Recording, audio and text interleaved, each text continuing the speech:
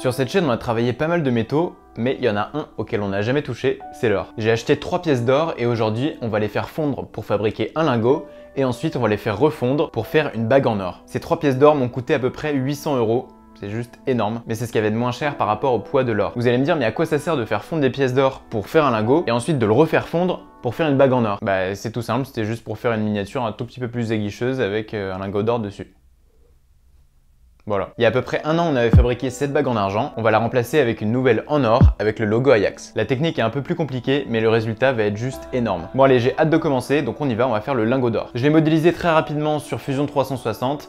On va l'imprimer en 3D et ensuite on va faire un moule en terre de Delft pour pouvoir y couler les 3 pièces d'or fondues. En tout, elles font 24 grammes et elles sont à peu près à 92% d'or. C'est un alliage, donc le reste ça peut être du cuivre, de l'argent, je sais pas trop ce qu'il y a dedans.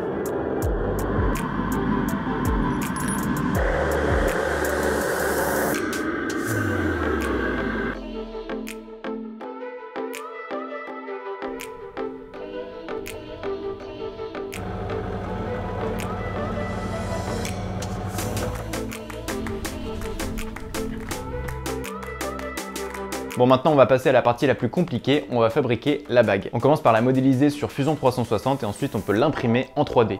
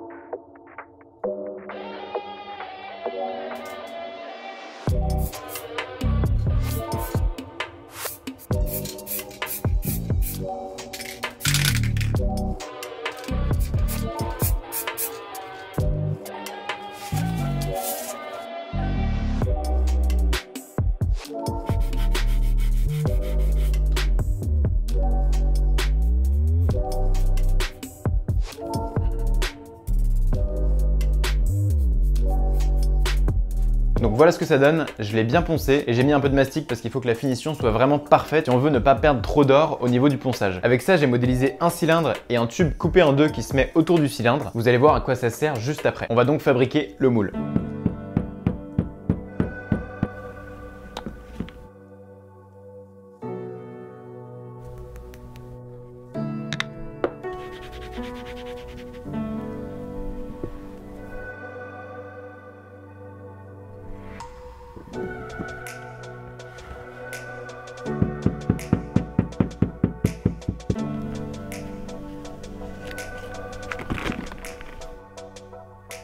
C'est là que ça se complique, on va pas faire un simple moule en 2 parties, mais un moule en 3 parties. Et à l'aide des 2 morceaux de tube, on va créer un petit cylindre en terre. Ça va nous permettre de remplacer le cylindre en plastique, parce qu'évidemment, si on le laisse dans le moule, il va fondre au contact du métal.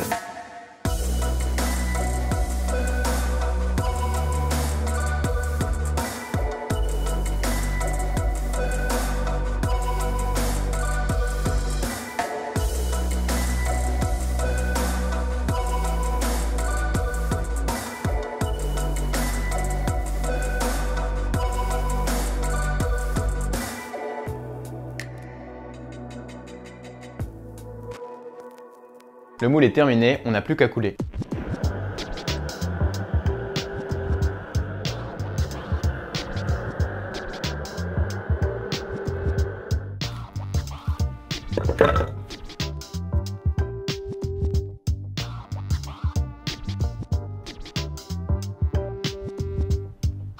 Non!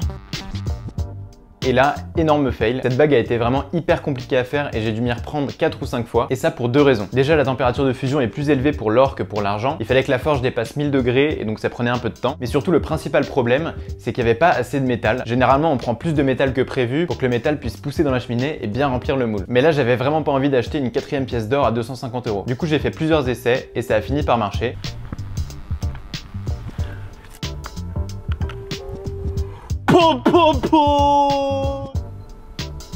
Putain, c'est pas marché.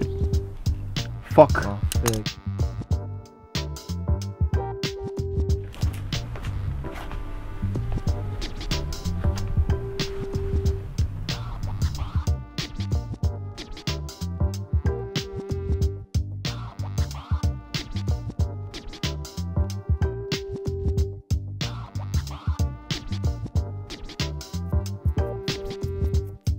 La coulée est pas parfaite, il y a quelques petites imperfections. On va s'en contenter, puis en plus les imperfections sont assez symétriques, donc finalement c'est pas dégueu. Maintenant on passe à la phase de ponçage et de polissage. Comme d'habitude on va prendre des papiers de verre de plus en plus fins et on va finir par un polissage à la Dremel. J'ai quand même installé un drap blanc en dessous pour récupérer toutes les poussières d'or. On pourra ensuite les faire refondre.